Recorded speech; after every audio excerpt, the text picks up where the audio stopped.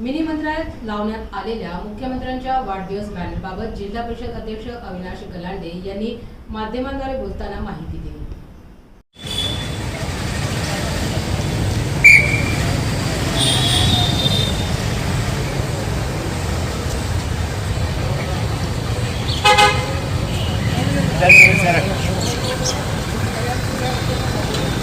हे वरती आहे।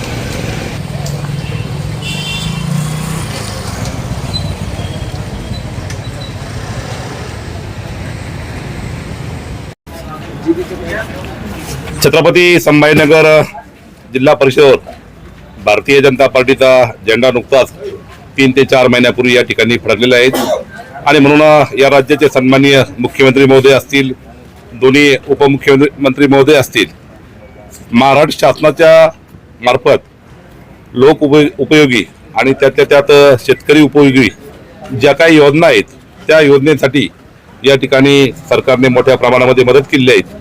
नुकतीच 2 लाखापर्यंत जवळजवळ 36,521 कोटी रुपयाची कर्जमाफी आदरणीय महाराष्ट्र राज्याचे मुख्यमंत्री देवेंद्र फडणवीस साहेब यांनी या ठिकाणी केली आहे आणि जिल्हा परिषद ही ग्रामीण भागामध्ये काम करणारी एक स्थानिक स्वराज्य संस्था आहे। दैनंदिन या ठिकाणी छत्रपती संभाजीनगर जिल्ह्यातील वेगवेगळ्या तालुक्यातील अनेक गावातील लोक वेगवेगळ्या कामाच्या निमित्ताने या ठिकाणी येत असतात आणि म्हणून एवढी मोठी कर्जमाफी केल्याबद्दल आणि आदरणीय राज्याचे मुख्यमंत्री महोदयांचा वाढदिवस आहे त्याचा बॅनर आम्ही या ठिकाणी लावला। त्यामध्ये काही गैर केलं असं कुठल्याही या ठिकाणी नाही।